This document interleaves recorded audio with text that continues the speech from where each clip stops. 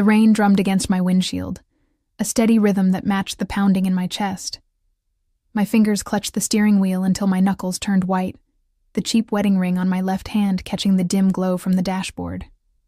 I was exhausted, bone deep, soul-crushing exhausted. Mike hadn't come home again last night, and his excuses were wearing thin as the threads of our 3-year marriage. "Mommy, are we there yet?" Emma's sleepy voice drifted from the back seat, her reflection in the rearview mirror showing drooping eyelids fighting against sleep. At 4 years old, she shouldn't have to witness her mother's silent breakdown at 11 p.m. on a Tuesday. "Almost, baby. Just a few more minutes." I forced a smile into my voice that never reached my eyes. I pulled into the parking lot of Sunset Apartments, a name that suggested romance and comfort, but delivered only peeling paint and unreliable heating. Home, sweet home. The kind of place you end up when your husband gambles away the rent money and your waitressing job barely covers childcare. I gathered my sleeping daughter in my arms, her warm weight against my chest, the only thing keeping me anchored to this world. My phone buzzed in my pocket as I fumbled with the keys to our apartment. Probably Mike with another excuse. I shifted Emma to my hip, her small head lolling against my shoulder, and managed to unlock the door before checking the message. "Where's the money, Mike? You promised payment today. Last chance." My stomach clenched. This wasn't the first threatening message I'd seen on Mike's phone, but it was the first sent directly to me. I stared at the unfamiliar number with an area code I didn't recognize. Wrong number, obviously, but the coincidence made my skin crawl. After tucking Emma into bed and kissing her forehead, I collapsed onto our threadbare couch, phone in hand. Mike wasn't answering my calls, again. I chewed my lower lip, staring at the threatening text. A thought, dangerous and desperate, formed in my mind. Maybe I could find out who Mike owed money to. Maybe I could fix this. My thumbs hovered over the screen before typing. This isn't Mike. I'm his wife. He's not here right now. "How much does he owe you?" I pressed send before I could reconsider, immediately regretting my impulsiveness. What was I thinking? People who sent messages like this weren't the kind you engaged with. I tossed the phone aside, burying my face in my hands. The silence of the apartment pressed in around me, broken only by the occasional car passing outside and the hum of the ancient refrigerator. 3 minutes later, my phone buzzed. I snatched it up, heart racing. Interesting. $75,000. The number hit me like a physical blow. $75,000? Impossible. We didn't have that kind of money. We didn't know anyone with that kind of money. I typed back with trembling fingers. There must be some mistake. We don't have that kind of money. We can barely make rent. The response came quickly. No mistake. Your husband knows exactly what he did. I stared at those words, feeling the floor shift beneath me. What had Mike done? The gambling I knew about, but this suggested something far worse. "Please," I typed, desperation overriding common sense. "I have a daughter. We have nothing." Minutes passed with no response. I paced our small living room, gnawing at my thumbnail, a nervous habit from childhood. Outside, rain continued to fall, and somewhere a car alarm started wailing. At 12:17 a.m., the phone buzzed again. Address. Just one word. A command, not a request. I hesitated, every warning bell in my head clanging at full volume. Giving our address to whoever this was would be beyond stupid, but what choice did I have? If Mike owed these people money, they'd find us anyway. I sent our address, immediately switching off all the lights except a small lamp. I peered through the blinds at the empty parking lot below. What had I done? 23 minutes later, a black SUV with tinted windows pulled into the lot. Even in the dim glow of the streetlights, I could see it was expensive, the kind of vehicle that had no business in this neighborhood. The engine shut off, but nobody emerged. My phone buzzed. "Come down. Alone." Fear shot through me, sharp and cold. I glanced at Emma's bedroom door. She was sleeping peacefully, unaware of the nightmare unfolding. I couldn't leave her alone, but I couldn't ignore this either. Whatever mess Mike had created was now at our doorstep. I called Mrs. Patel next door, the only neighbor I trusted. Despite the hour, she answered and agreed to listen for Emma through our thin, shared wall. I changed quickly into jeans and a sweater, ran a brush through my tangled hair, and applied lip balm to my chapped lips. A pointless attempt at dignity. The elevator was broken again, so I took the stairs, my heart thundering with each step down 4 flights. The lobby was empty and dimly lit. Through the glass doors, I could see the black SUV waiting, engine off, windows revealing nothing. I pushed through the doors, the cold night air raising goosebumps on my arms. For a long moment, I stood there, rain soaking through my thin sweater. Then the back door of the SUV opened. I approached slowly, like a deer sensing a predator. As I reached the vehicle, I caught a glimpse of the interior. Leather seats. A man in a dark suit sitting in the shadows. Not his face, just his hands. Strong, with an expensive watch gleaming on his wrist and a signet ring on his pinky finger. "Get in." The voice was deep, accented slightly. Italian maybe, or Mediterranean of some kind. It wasn't loud, but it carried authority that made my spine straighten. "I'm not going anywhere," I said, surprised by the steadiness in my voice. "We can talk here." A soft chuckle from the shadows. Brave. Foolish, but brave. He leaned forward slightly, and I caught a glimpse of his face. Strong jawline, 5 o'clock shadow, and eyes so dark they seemed to absorb the minimal light rather than reflect it. "Your husband stole from me, not just money, information, names. That makes him a liability." A chill ran through me that had nothing to do with the rain. "I don't know anything about that. We're separated. He doesn't live here anymore." The lie came easily. "I know exactly where your husband is," he replied. "The question is, what am I going to do about his wife and daughter?" At the mention of Emma, something fierce and protective roared to life inside me. "Leave my daughter out of this." He studied me for a moment, and I felt exposed, as if he could see every fear, every weakness, every sleepless night. "What's your name?" "Olivia," I answered, not seeing any reason to lie. "Well, Olivia," he said my name slowly, as if tasting it, "you've created an interesting situation by contacting me directly. Now we need to discuss how we move forward." "There's nothing to discuss. I can't give you what I don't have." "Get in the car, Olivia. It's raining and this conversation requires privacy." When I hesitated, he added, "If I wanted to harm you, we wouldn't be having this conversation." Logic told me to run, to grab Emma and flee. But to where? With what money? If this man knew where we lived, he could find us anywhere, and something in his voice, controlled, measured, told me he wasn't lying. If he'd wanted to hurt us, he would have already. I slid into the back seat, leaving the door open, my only concession to self-preservation. The interior smelled of expensive leather and a subtle cologne that was oddly comforting. The man beside me was older than I'd initially thought, maybe early 40s, with salt and pepper at his temples. His suit probably cost more than 6 months of my rent. "My name is Alessandro Russo," he said, watching my face carefully. "Your husband worked for one of my businesses. He had access to sensitive information, which he sold to competitors. The money is secondary to the breach of trust." "I don't believe you," I said automatically, but even as the words left my mouth, I knew they were a lie. Mike had always been secretive about his work, claiming he did consulting, but never explaining what that entailed. The gambling, the late nights, the unexplained cash that sometimes appeared and quickly disappeared. It all suddenly made terrible sense. "You do believe me," Alessandro said quietly. "I can see it in your eyes. You've suspected for some time that your husband isn't the man you thought you married."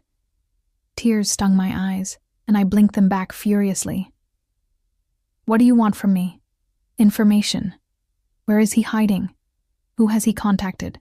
What has he told you?" "Nothing," I said truthfully. "He tells me nothing. He comes home late, if at all.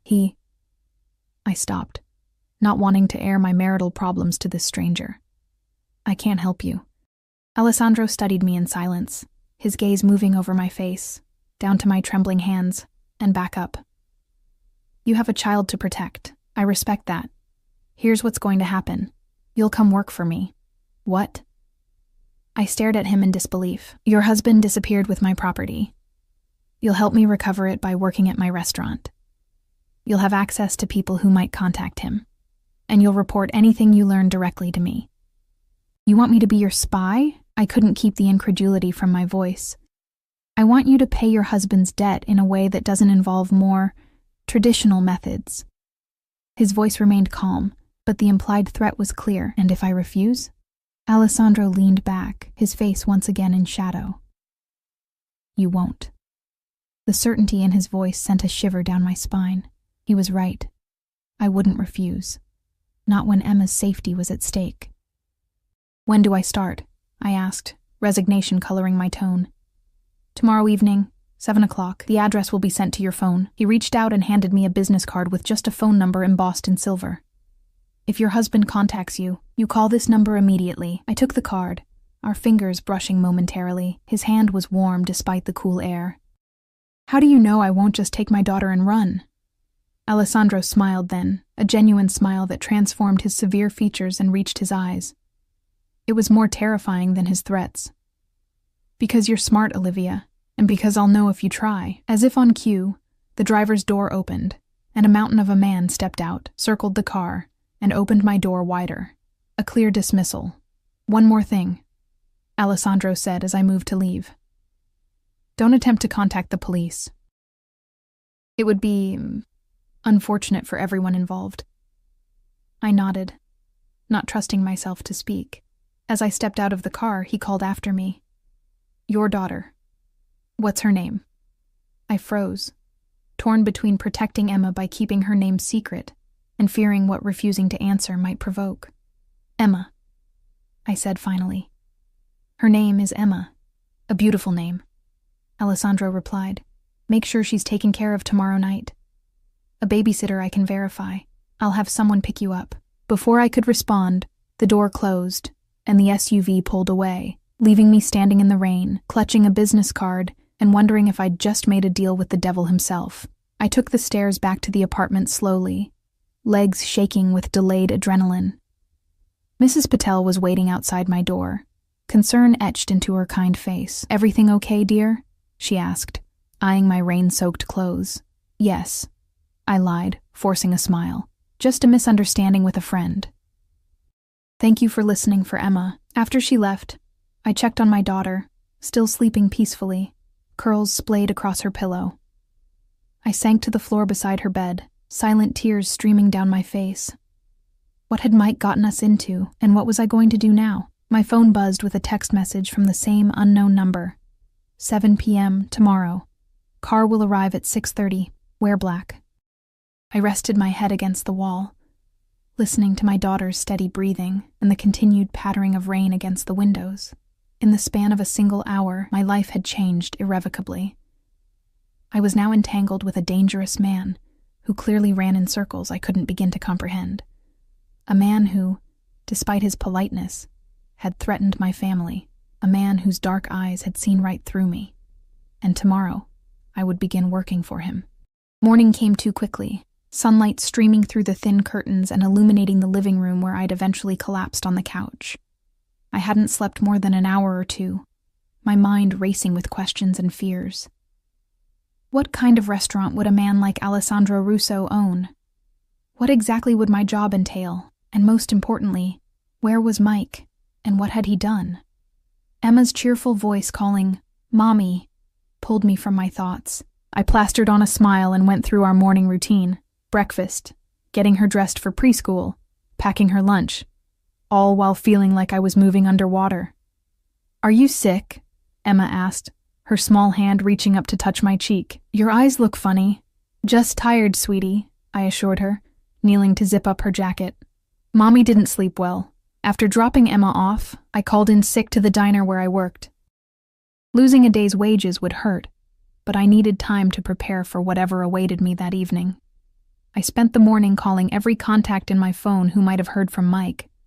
No one had seen him in days. By afternoon, panic had settled into a dull, persistent ache in my chest. I arranged for Mrs. Patel to watch Emma, simply telling her I'd been offered an evening shift at a new restaurant. Then I stood before my closet, staring at my limited wardrobe. Wear black, the text had said. I pulled out my only black dress, a simple sheath I'd worn to a funeral last year, and a pair of scuffed black heels. At 6:29 p.m. my phone buzzed. Car outside. I checked my appearance one last time in the bathroom mirror. I'd applied makeup with a careful hand. Enough to look professional, but not enough to suggest I was trying too hard. My auburn hair was pulled back in a neat bun, and small silver earrings were my only adornment. The woman in the mirror looked composed, but her eyes betrayed her fear. "Be good for Mrs. Patel," I told Emma, kissing the top of her head. "Mommy will be back late, so I'll see you in the morning."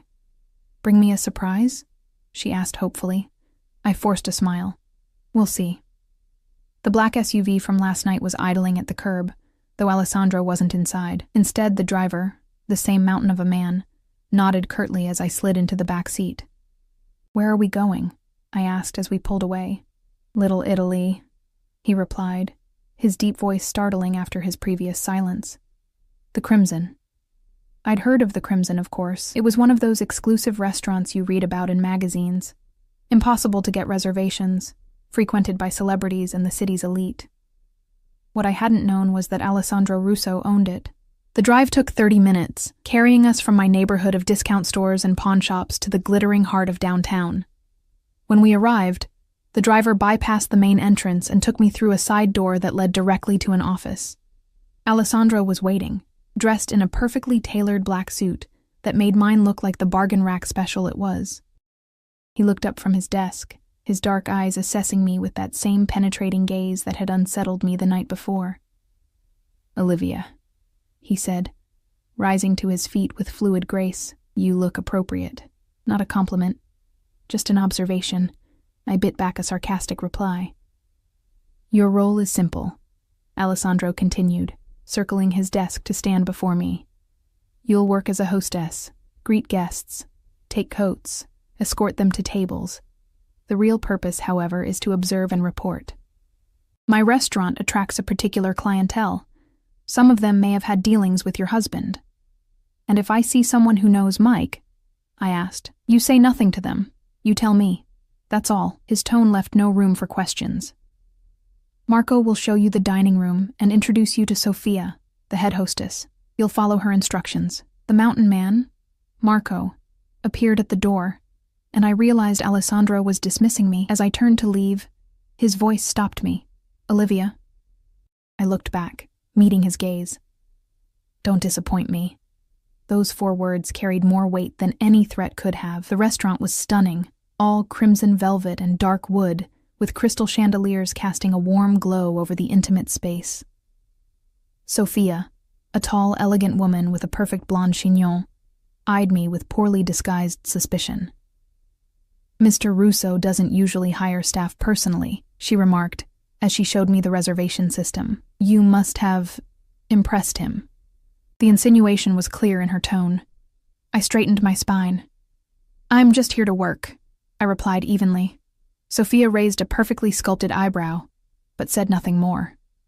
The evening passed in a blur of faces and names I struggled to remember. I smiled, took coats, led guests to tables, all while scanning for anyone who might have a connection to Mike. By 11, my feet were screaming in the cheap heels, and my face ached from maintaining a pleasant expression. I was returning from seating a late arrival when I spotted a familiar face at the bar. Jason Miller, one of Mike's poker buddies. My heart stuttered in my chest. Jason was deep in conversation with a man whose back was to me, their heads bent close together. I slipped into the hallway leading to Alessandro's office, my mind racing. This was it. The first real connection to Mike. Before I could knock, the door opened, and Alessandro stood there, as if he'd been expecting me. "You found something," he said, gesturing me inside. I stepped past him, hyper-aware of his proximity and the subtle scent of his cologne. "Jason Miller is at the bar. He plays poker with Mike sometimes." Alessandro's expression didn't change, but something shifted in his eyes, a predatory focus that made my skin prickle. "Good. Return to your post. Marco will handle Mr. Miller. What are you going to do to him?" I asked, sudden concern for Jason overriding my fear. Alessandro tilted his head slightly, studying me. "Worried about your husband's friend?" "He's just a guy who plays cards. He might not know anything." "Then he has nothing to worry about," Alessandro replied smoothly. "Go back to work, Olivia." I hesitated, then asked the question that had been burning in my mind all day. What did Mike steal from you, exactly? For a moment, I thought he wouldn't answer. Then, your husband accessed my private files. Client lists. Business arrangements. Names of people who prefer to remain anonymous. And then he tried to sell this information to competitors. Why would he do that? He's reckless and selfish, but he's not... I couldn't finish the sentence. Not what? Not a thief?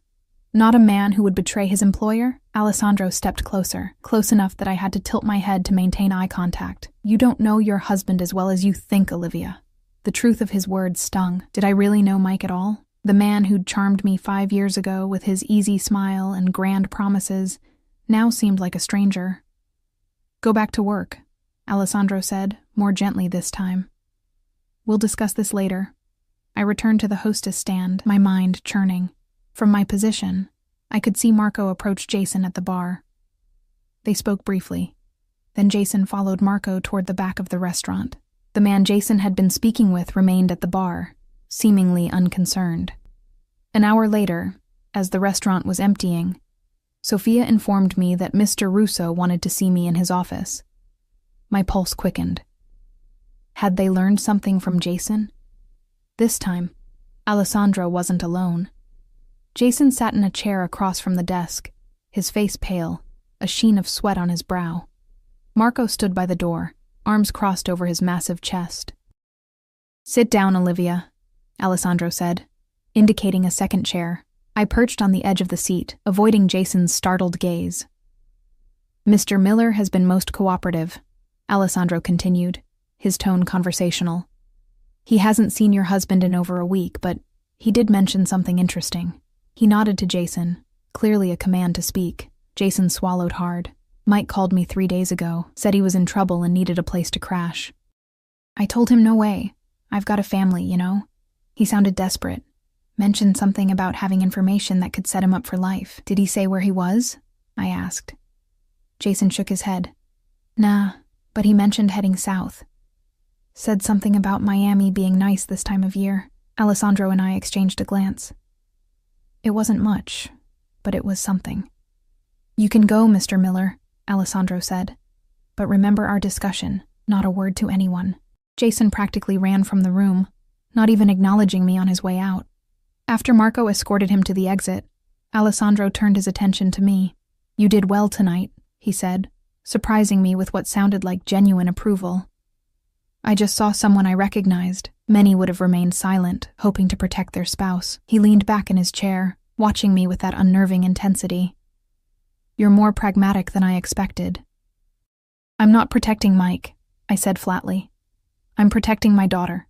A smile touched his lips, as you should. He reached into a drawer and pulled out an envelope, sliding it across the desk toward me. Your payment for tonight. I hesitated before taking it. I thought I was working to pay off Mike's debt. You are. But you still need to live, and your daughter needs to eat. When I still didn't take the envelope, he added, Consider it an advance. You'll work 5 nights a week, starting tomorrow. 5 nights a week? I can't, I protested. My daughter will be well cared for, he interrupted. I've arranged for a nanny. Mrs. Garcia is experienced and comes highly recommended. I stared at him, stunned by his presumption. You can't just arrange a nanny for my child without consulting me. I just did. His tone was matter of fact. She'll arrive at your apartment tomorrow at 5 p.m. You can meet her then. And if I refuse? Alessandro's expression hardened. Don't test me, Olivia. I'm being far more accommodating than the situation warrants. The unspoken threat hung in the air between us. I took the envelope, my fingers brushing his. Again, that momentary contact sent an inexplicable current through me, a sensation I immediately suppressed. Marco will take you home, Alessandro said, rising from his chair. Tomorrow, 7 p.m. As I stood to leave, he added, The dress. It's adequate for tonight, but not for regular use. There's a boutique 3 blocks from your apartment. They're expecting you tomorrow morning. A few appropriate outfits have been set aside. I can dress myself, I said stiffly. Of course you can, but the image of the crimson must be maintained. His eyes traveled over me in a way that wasn't exactly inappropriate, but still made me feel exposed. Consider it another advance against your husband's debt. The boutique was nothing like the discount stores I usually shopped at. The sales associate, a willowy woman with impeccable taste, had indeed been expecting me. 4 black dresses, each more elegant than anything I'd ever owned, hung in a private dressing room, along with 2 pairs of genuine leather heels. Mr. Russo specified these items personally. She informed me with a knowing smile that made my cheeks burn. I wanted to tell her it wasn't like that. But what was it like? I was working for a man who was clearly involved in organized crime, a man who had threatened my family, a man who now seemed determined to dress me like a doll. I tried on each dress, hating how good they made me look, how the expensive fabric skimmed my body in all the right places. The sales associate nodded approvingly as I emerged in the final one, a sleek, long-sleeved sheath with a subtle split up one side. "This one is perfect," she declared. "Mr. Russo has excellent taste." The thought of Alessandro personally selecting these dresses, imagining me in them, sent a confusing mixture of indignation and something else, something I refused to acknowledge, coursing through me. I left the boutique with the dresses and shoes in garment bags, feeling like I'd somehow crossed another line. Mrs. Garcia arrived precisely at 5 p.m., a plump, grandmotherly woman with kind eyes and a no-nonsense attitude. To my surprise, Emma took to her immediately, especially when Mrs. Garcia produced a small stuffed bear from her bag. "Mr. Russo said you have a little girl who might need a friend," she explained, her accent thick but her English clear. I watched them together for half an hour before reluctantly admitting that Alessandro had, once again, made arrangements that were difficult to refuse. Mrs. Garcia seemed genuinely good with children, and her references, which she provided without my asking, were impeccable. "I've worked for Mr. Russo's family for many years," she told me as I prepared to leave, "since his nephew was born. You can trust me with your little one." I wondered what kind of man inspired such loyalty, such confidence. The Alessandro Russo I'd met was dangerous, controlling, and yet there was something else there. A code of sorts, perhaps, a strange sense of honor. I arrived at the Crimson in one of my new dresses, feeling like an imposter. Sophia gave me an appraising look, nodding slightly as if I'd finally met some unspoken standard. The evening proceeded much like the previous one, except this time I noticed more details. The way certain guests were escorted directly to Alessandro's table in the corner, the subtle security presence throughout the restaurant, the respectful deference everyone showed to Alessandro himself. He dined with various associates throughout the evening, always watching the room, occasionally catching my eye across the space.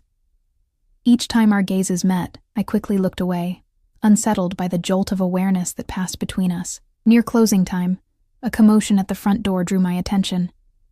A woman, beautiful, expensively dressed, clearly intoxicated, was arguing with Sophia. "I don't care if he's busy," she slurred, her voice carrying across the now quiet restaurant. "Tell Alessandro that Vanessa is here." Alessandro appeared as if summoned, his face impassive. "Vanessa, this isn't a good time." "It's never a good time anymore, is it?" The woman, Vanessa, said bitterly. Her gaze swept the restaurant and landed on me. "Is she the reason? Another of your charity cases?" I froze, mortified to be the center of attention. Alessandro's jaw tightened almost imperceptibly. "Marco," he said quietly, and his ever-present security man materialized beside Vanessa. "Come, Miss Vanessa," Marco said, gently but firmly taking her arm. "I'll have a driver take you home." "Don't bother," she spat, jerking away from him. "I know when I'm not wanted." She cast one more venomous look in my direction before storming out. Alessandro turned to me. "My office." Now I followed him, confused and embarrassed. Had I done something wrong? Was I somehow responsible for that scene? Once inside his office, Alessandro closed the door and poured himself a drink from a crystal decanter. "Ignore Vanessa. She's an old friend who occasionally forgets boundaries." She seemed to think I trailed off, not sure how to finish the sentence. "My lover," Alessandro supplied, raising an eyebrow. "Yes, Vanessa jumps to conclusions. Always has." He studied me over the rim of his glass. "You're uncomfortable." It wasn't a question. "This whole situation makes me uncomfortable," I admitted. Working here, wearing clothes you chose, having a nanny you selected caring for my daughter. It feels like you're taking over my life. I am, he said simply. Until your husband's debt is settled, your life is effectively mine. The bluntness of his statement shocked me into silence. Have you heard from Mike? He asked, changing the subject. I shook my head. Nothing. Would you tell me if you had? I met his gaze steadily. Yes. I told you. I'm not protecting him. Alessandro nodded, seemingly satisfied. There's something you should know, Olivia. Your husband's betrayal wasn't just business. It was personal. What do you mean? He set down his glass and moved around the desk until he stood directly in front of me. Mike worked in my organization for 3 years. I trusted him, gave him opportunities most would never receive. And in return, he not only stole from me, he endangered people I care about. I don't understand. The information he took included details about my family, my sister, my nephew. Alessandro's voice remained calm, but I could see the controlled anger in his eyes. He put a 9-year-old boy at risk. Horror washed through me. Whatever I'd thought of Mike, his gambling, his lies, his unreliability, I'd never imagined him capable of something so despicable. I'm sorry. I had no idea. Meaning, I know. His expression softened slightly. That's why you're here, working, instead of... He didn't finish the sentence. He didn't need to. An uncomfortable silence fell between us. I was suddenly acutely aware of his proximity, the subtle scent of his cologne, the intensity of his dark eyes. He was handsome in a dangerous way, the kind of handsome that warned rather than welcomed. You should go home, he said finally. Marco will drive you. I nodded, relieved and strangely disappointed at the dismissal. What about tomorrow? Same time. We'll continue this arrangement until we find your husband. He stepped back, creating distance between us. Good night, Olivia. Days turned into weeks. I settled into a routine that gradually began to feel almost normal. Work at the Crimson 5 nights a week, mornings and afternoons with Emma. Mrs. Garcia became a steady presence in our lives, her warmth and reliability a comfort I hadn't realized I needed. Alessandro and I developed a strange sort of working relationship. Each night, I would report anything unusual I'd noticed, and occasionally he would share small pieces of information about the search for Mike. They'd traced him to Florida, but lost his trail in Miami.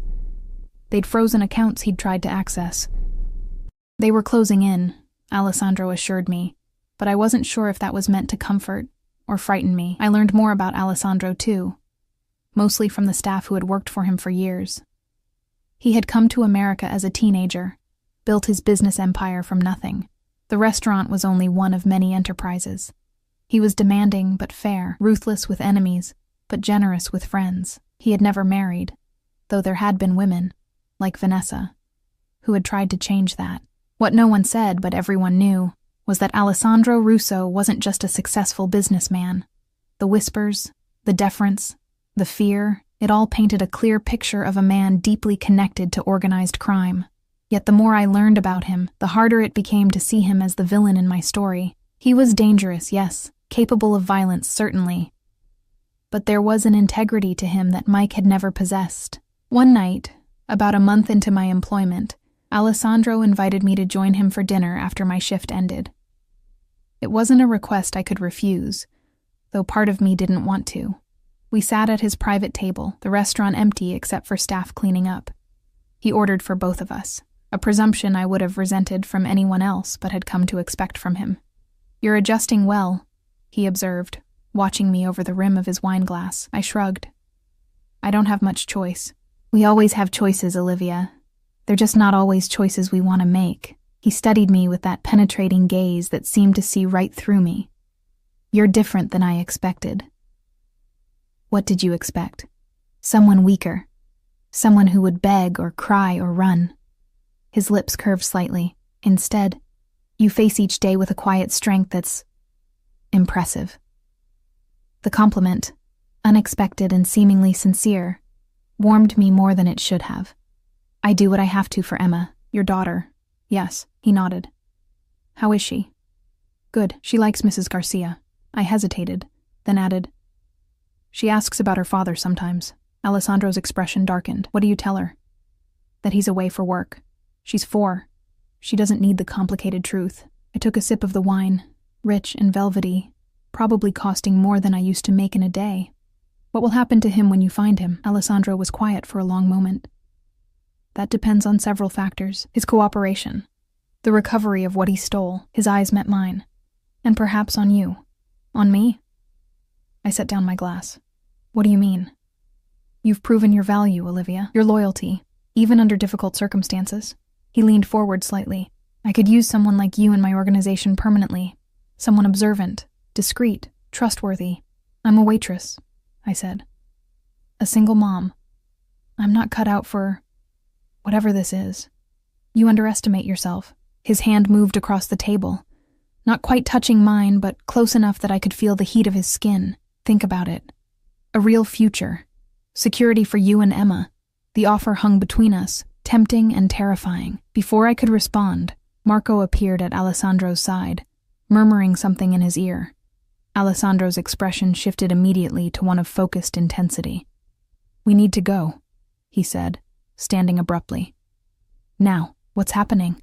I asked, rising as well. "Your husband has been found." My heart hammered against my ribs as Alessandro guided me firmly toward the exit, his hand at the small of my back. Marco was already outside, holding the door of the SUV open. "Where is he?" I managed to ask as Alessandro ushered me into the vehicle. "Safe house on the outskirts of the city," Alessandro replied, sliding in beside me. His face was set in hard lines, all traces of our earlier conversation erased.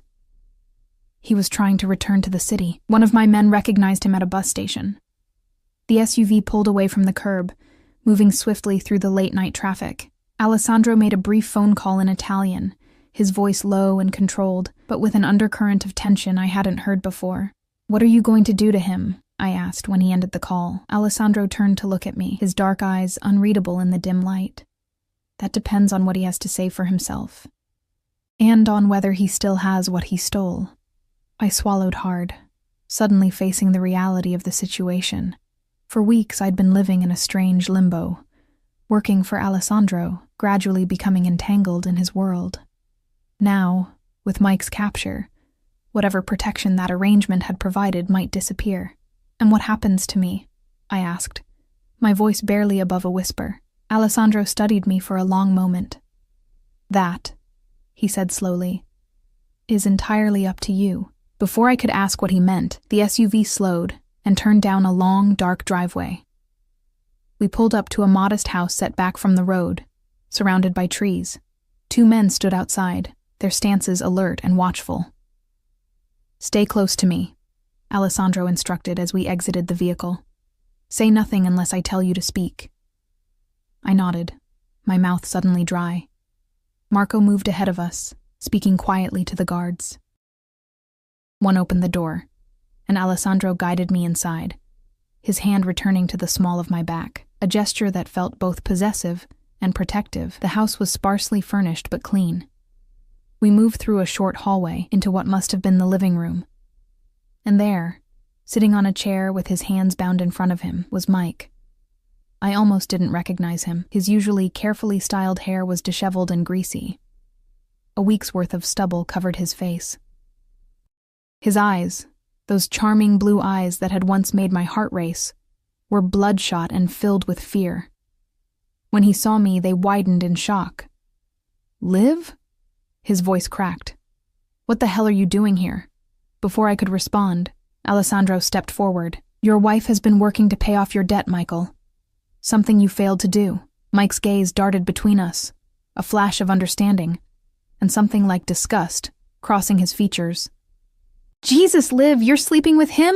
Is that it?" The accusation stung, all the more because it wasn't true.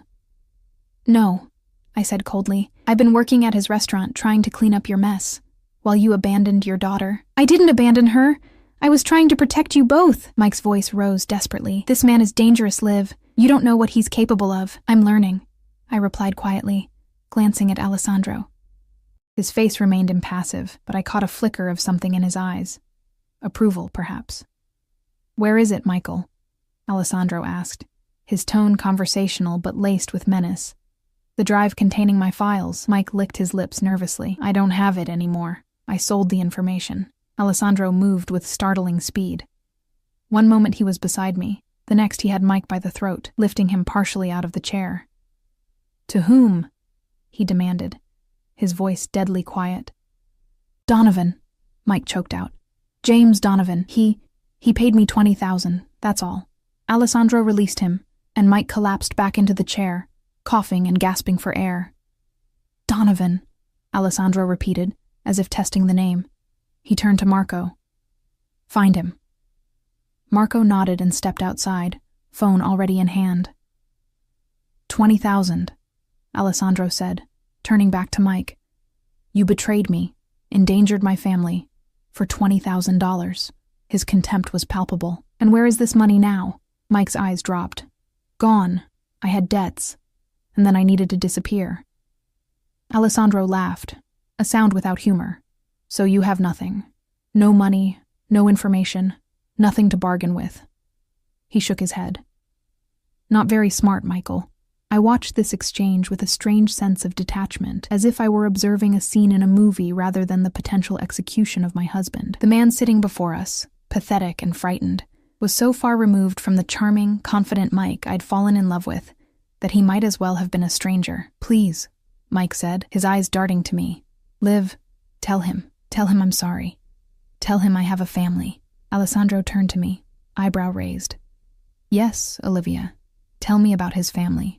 The wife he abandoned, the daughter he left without protection, the home he gambled away." I looked at Mike, really looked at him.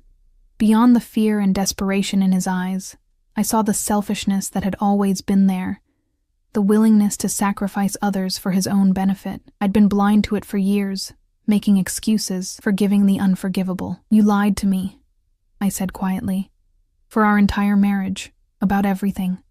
I had to, Liv. You wouldn't have understood. You're right. I wouldn't have understood working for a criminal organization. I wouldn't have understood stealing information that put a child at risk. I wouldn't have understood abandoning your own daughter." My voice grew stronger with each word. "But that's on you, Mike, not me." Mike's face crumpled. "So that's it? You're choosing him over me, your own husband?" "I'm choosing myself," I replied. "And Emma?" Alessandro placed a hand on my shoulder. "I think it's time you wait outside, Olivia. Marco will stay with you." Fear flashed across Mike's face. "No, wait. Liv, don't leave. He's going to kill me." I hesitated, looking up at Alessandro. His expression gave nothing away, but his eyes met mine with unexpected gentleness. "I won't lie to you," he said quietly. "There will be consequences for his actions. But I give you my word. He will have the opportunity to make things right." I believed him, though perhaps I shouldn't have. I nodded once and turned to go. As Marco led me outside, Mike's pleading voice followed me, cutting off only when the door closed behind us. The night air was cool against my skin. I wrapped my arms around myself, trembling not from cold, but from the gravity of what was happening inside that house. "He won't kill him," Marco said unexpectedly, his deep voice breaking the silence. When I looked at him in surprise, he shrugged. "Not if there's another way. The boss is not unnecessarily cruel." I wasn't sure if that was meant to comfort me, but strangely, it did. We stood in silence for what felt like hours, but was probably only 20 minutes. Finally, the door opened, and Alessandro emerged, alone. "It's done," he said simply. "Is he—" I couldn't finish the question. "Alive?" "Yes." Alessandro adjusted his cuffs, a gesture so normal it seemed out of place in the circumstances. "He's agreed to help recover the information from Donovan. If he succeeds, his debt will be considered paid." Relief washed through me, not because I cared what happened to Mike, I realized with a jolt, but because I was glad Alessandro hadn't killed him. Glad he hadn't crossed that line, at least not tonight. "And if he fails?" I asked. Alessandro's eyes met mine. "Then his debt remains, but it will no longer be your burden to bear." The drive back to the city was silent. I stared out the window, watching the darkened landscape slip by, my mind spinning with everything that had happened. Alessandro sat beside me, close enough that our shoulders occasionally brushed when the car turned. Each contact sent a current through me that I could no longer deny. When we reached my apartment building, Alessandro surprised me by exiting the car with me. "I'll see you to your door," he said, in a tone that brooked no argument. We rode the elevator in silence. The hallway to my apartment had never seemed so long. At my door, I fumbled with my keys, suddenly nervous. "Thank you," I said, turning to face him, "for not killing him." Alessandro's lips curved slightly. "Is that what you think happened tonight, that I spared his life for you? Didn't you?" He moved closer, his proximity making my pulse quicken. "Your husband will live or die by his own actions, Olivia. That was always the case. Then why am I here? Why involve me at all? Initially, because you contacted me. Because you were a way to find him." His voice dropped lower. "But now you're here because I want you to be." The admission hung between us, charged and dangerous. I should have been afraid. I should have opened my door and fled inside. Instead, I stood my ground, meeting his gaze. "What does that mean, Alessandro?" He reached out slowly, giving me time to step away. When I didn't, his hand cupped my cheek, his touch unexpectedly gentle. "It means I see you, Olivia, your strength, your loyalty, misplaced as it was with your husband, your fierce protection of your daughter." His thumb traced my cheekbone, and I found myself leaning into his touch. "These are qualities I value, qualities I admire. I'm still married," I whispered, though in my heart, my marriage had ended long before tonight. "A technicality that can be addressed," Alessandro replied. His hand dropped away, and I immediately missed his touch. "But not tonight. Tonight you should rest. Be with your daughter. Tomorrow, we'll talk about your future." He stepped back, creating space between us. "Good night, Olivia." I watched him walk away, my emotions a confusing tangle of relief, uncertainty, and something else. Something that felt dangerously like desire. Only when he disappeared into the elevator did I finally enter my apartment. Mrs. Garcia had fallen asleep on the couch, a book open on her lap. She woke as I closed the door, quickly gathering her things and assuring me that Emma had been a perfect angel. I thanked her and saw her out, then went to check on my sleeping daughter. Emma lay curled around her stuffed bear, her face peaceful in sleep. I brushed a strand of hair from her forehead, overwhelmed by love for her. Whatever happened next, whatever decisions I made, they would be for her. To give her safety, stability, the life she deserved. I changed out of my dress and into comfortable pajamas, removing all traces of the crimson. But as I lay in bed, staring at the ceiling, I couldn't remove the memory of Alessandro's touch, the intensity of his gaze, the promise of tomorrow's conversation. My phone buzzed on the nightstand. A text from an unknown number. "Sleep well, Olivia. Your husband is cooperating. Tomorrow, we begin a new chapter."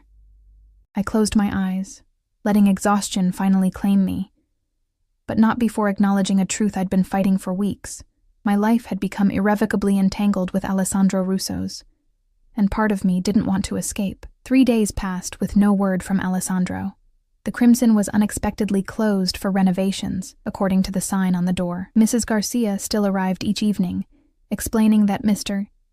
Russo had instructed her to continue caring for Emma regardless of whether I was working. I spent those days in a state of anxious anticipation, jumping every time my phone buzzed, checking the window whenever a car slowed outside our building. I told myself I was worried about Mike, about the resolution of his debt. But the truth, which I finally admitted in the dark hours of the third night, was that I missed Alessandro, missed his presence, his intensity, the way he made me feel seen in a way no one, certainly not Mike, ever had. On the morning of the 4th day, my phone rang with an unknown number. "Olivia." Alessandro's voice, deep and familiar, sent a jolt through me. "Are you well?" "Yes," I replied, trying to keep my voice steady. "What's happening? Is Mike—" "The situation is being handled," he interrupted. "I need you to pack a bag for yourself and Emma. Enough for a few days. Be ready in 1 hour." My pulse quickened. "Why? What's wrong?" Nothing is wrong, he assured me. But Donovan has become aware of our interest in recovering the information. It's safer if you and Emma are not at your apartment for a while. The implication was clear. We might be in danger. I thought of my daughter, innocent and vulnerable, and felt a surge of protective fear. Where are we going? I asked. Somewhere safe. 1 hour, Olivia. He ended the call before I could ask more questions. I moved quickly, packing essentials for Emma and myself, my mind racing with possibilities. Part of me wondered if this was a trap, if Alessandro had decided we were liabilities after all. But a stronger instinct told me to trust him.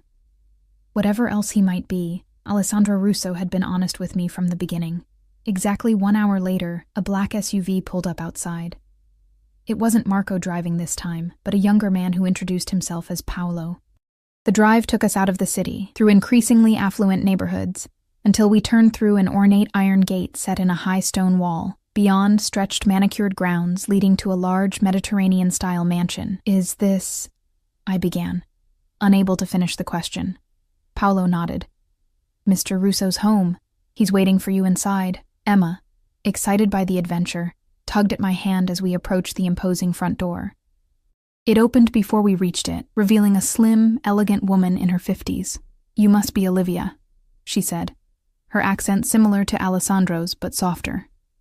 And this beautiful girl is Emma.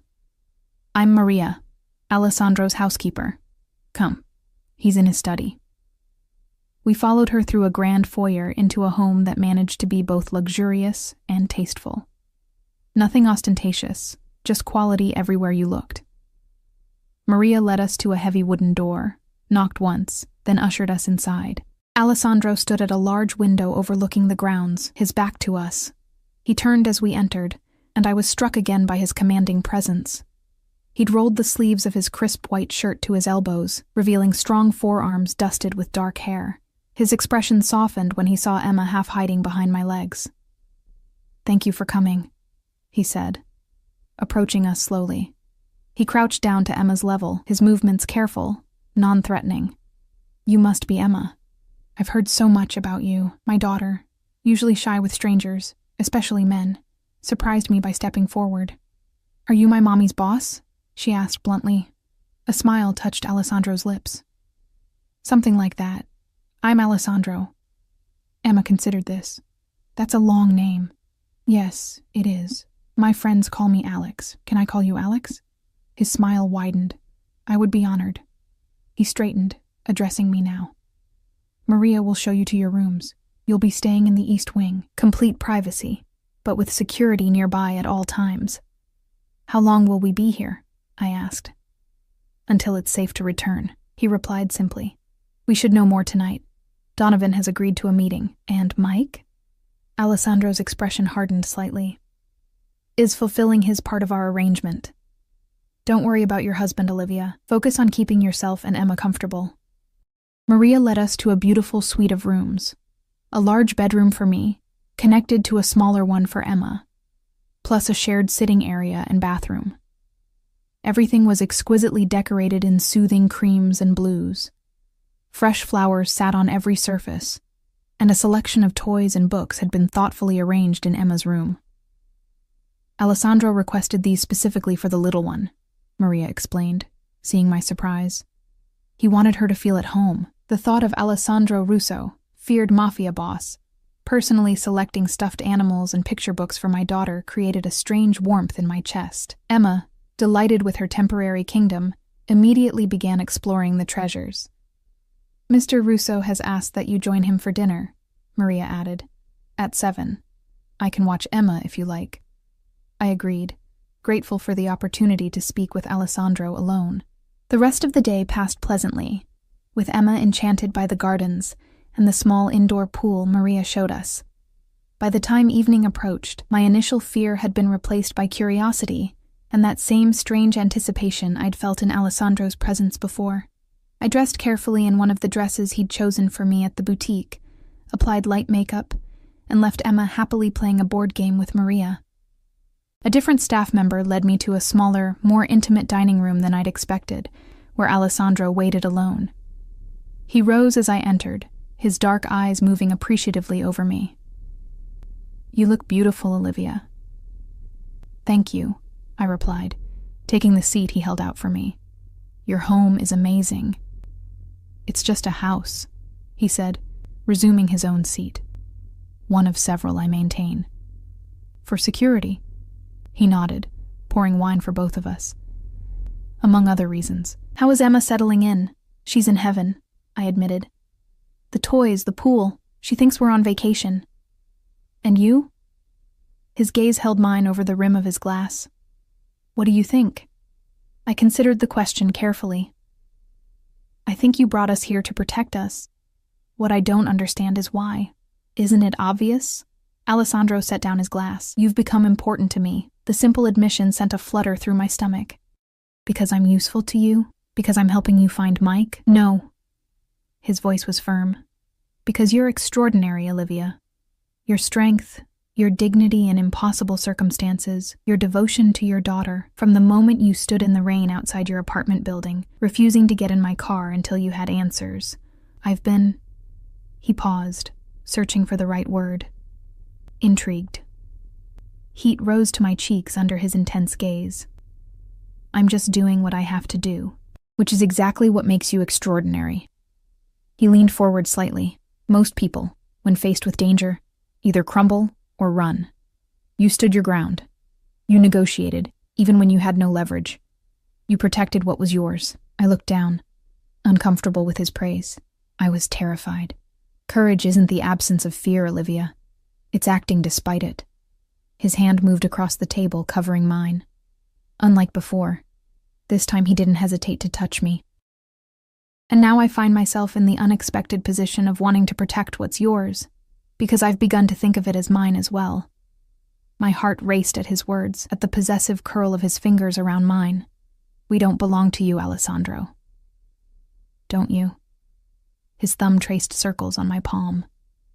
"You've been in my world for over a month now. You've seen who I am, what I do. And yet you're here, sitting across from me, looking at me not with fear but with something else entirely." He was right. What I felt when I looked at him wasn't fear. It was attraction, fascination, a dangerous pull toward something I knew should frighten me but didn't. "What happens when this is over?" I asked, my voice barely above a whisper. "When you get back what Mike stole, do Emma and I just go back to our lives?" Alessandro's eyes darkened. "Is that what you want?" "I don't know what I want anymore," I admitted. "Except that I want Emma to be safe, to have stability." "And what about you, Olivia? What do you want for yourself?" The question caught me off guard. For so long, my wants and needs had been secondary to survival, to Emma's well-being. What did I want? Security, yes, but also more. Connection, passion. Someone who saw me as Alessandro did. Before I could answer, a knock at the door interrupted us. Marco entered, his expression grave. "It's time, boss. The meeting with Donovan is set." Alessandro released my hand reluctantly. "I have to go. We'll continue this conversation when I return." He stood, adjusting his suit jacket. "You and Emma will stay here tonight. I've doubled security on the property. No one gets in or out without my authorization." Fear gripped me suddenly. "Is it dangerous, this meeting?" A ghost of a smile touched his lips. "Most things worth doing involve some element of risk." He moved around the table to stand before me, then bent down, and, to my surprise, pressed a gentle kiss to my forehead. "Wait for me, Olivia." I watched him leave with Marco, an inexplicable dread settling in my stomach. Whatever was happening tonight would determine all our fates, Mike's, Alessandro's, mine, and Emma's. I barely slept that night, checking my phone obsessively for messages, listening for sounds of Alessandro's return. Emma, blissfully unaware, slept peacefully in her adjoining room, surrounded by new toys. I envied her innocence, her ability to trust that tomorrow would be better than today. Dawn broke with no word from Alessandro. Maria brought breakfast, her tight smile telling me she was as concerned as I was. By mid-morning, my anxiety had reached fever pitch. Then, finally, the sound of cars on the driveway. I rushed to the window to see 2 black SUVs pulling up to the house. Maria appeared at my door. "Mr. Russo has returned. He's asking for you in his study." I followed her quickly, heart pounding. When she opened the study door, I braced myself for the worst. But Alessandro stood alone by his desk, looking tired but unharmed. Relief flooded through me, so intense I nearly stumbled. "It's done," he said simply. "The information, you got it back?" He nodded. Donovan was persuaded to return what wasn't his. I didn't ask how that persuasion had taken place. Some details were better left unknown. "And Mike?" Alessandro's expression revealed nothing. "Your husband fulfilled his part of our agreement. He's no longer in my debt." "Is he alive?" I held my breath, not sure which answer I wanted to hear. "Yes," Alessandro said after a moment. "He's been given money and a plane ticket to the West Coast, with the strong suggestion that he not return. The divorce papers have been drawn up. All he needs to do is sign them." My mouth fell open in shock. "Divorce papers? But I took the liberty," Alessandro interrupted smoothly. It seemed the logical next step, given the circumstances. "Of course, if you wish to remain married to a man who betrayed and abandoned you, who put his daughter in danger." "No," I said quickly. "I don't, but this is all happening so fast." Alessandro moved toward me, stopping when only inches separated us. "Life changes in an instant, Olivia. One moment, you're a waitress struggling to make ends meet. The next, you're texting a man like me." His hand came up to cup my cheek. One wrong number that turned out to be exactly right. I leaned into his touch, no longer fighting the attraction between us. "What happens now?" "That depends on you." His dark eyes held mine, intense but gentle. "I want you in my life, Olivia, you and Emma. Not as employees or obligations, but as—" He hesitated, then finished. "As family." The word hung between us, weighted with meaning. "Are you offering me a job or a relationship?" I asked, needing clarity. A smile touched his lips. "Both. All. Everything." His thumb traced my lower lip. "I'm not a simple man, Olivia. My life is complex, sometimes dangerous. But with me, you and Emma would want for nothing. Protection, security, comfort? Yes. But also respect. Partnership. And this." His lips replaced his thumb, pressing against mine in a kiss that started gentle but quickly deepened, revealing the passion he'd kept leashed until now. I responded without hesitation, my hands moving to his shoulders, then sliding up to the nape of his neck. His arms encircled me, pulling me flush against him. The kiss was everything I'd secretly imagined and more, powerful, consuming, a perfect balance of strength and tenderness. When we finally broke apart, both breathing heavily, I saw vulnerability in his eyes that he'd never shown before. "Say yes, Olivia," he murmured against my lips. "Stay with me. Let me take care of you both." "Yes," I whispered, the decision feeling both momentous and inevitable. "Yes." His smile was transformative, softening his entire face. He kissed me again, briefly but with promise, before stepping back. "There's someone else you should meet," he said, moving to the door. He opened it to reveal a dark-haired woman in her 30s, elegant and beautiful, with Alessandro's eyes. "Olivia, this is my sister, Sophia. She's been eager to meet you." I recognized her immediately as the head hostess from the Crimson, though she looked different outside the restaurant, warmer somehow. "You were watching me," I realized. "At the restaurant." Sophia smiled. "My brother asked me to assess you, to see if you were trustworthy." She stepped forward, taking my hands in hers. "I told him you were worth pursuing, but I didn't expect him to fall in love quite so thoroughly." I glanced at Alessandro, who actually looked somewhat embarrassed. "Sophia exaggerates," he said, though his eyes told a different story. "I never exaggerate," his sister countered, "especially about matters of the heart." She squeezed my hands. "Welcome to the family, Olivia. I look forward to meeting your daughter." After she left, Alessandro drew me back into his arms.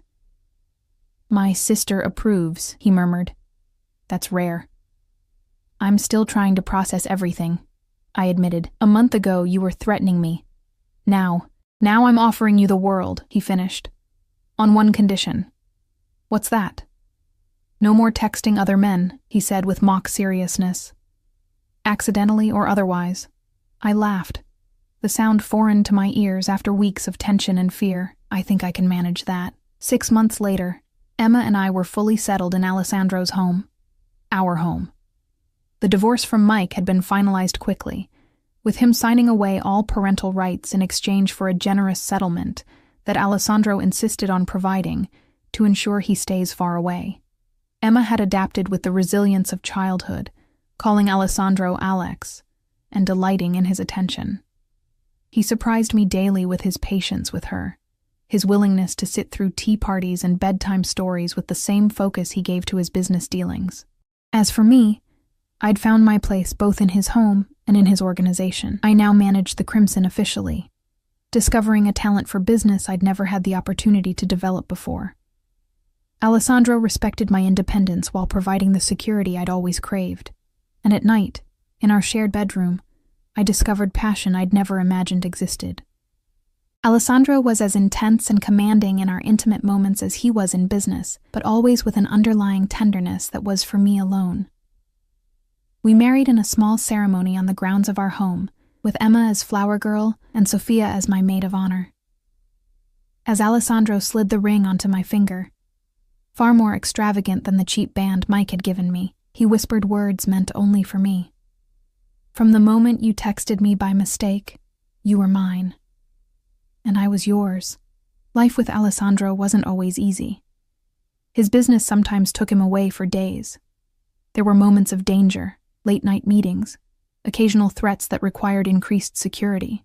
But through it all, he remained honest with me, never shielding me from the reality of who he was, while ensuring Emma remained innocent and protected.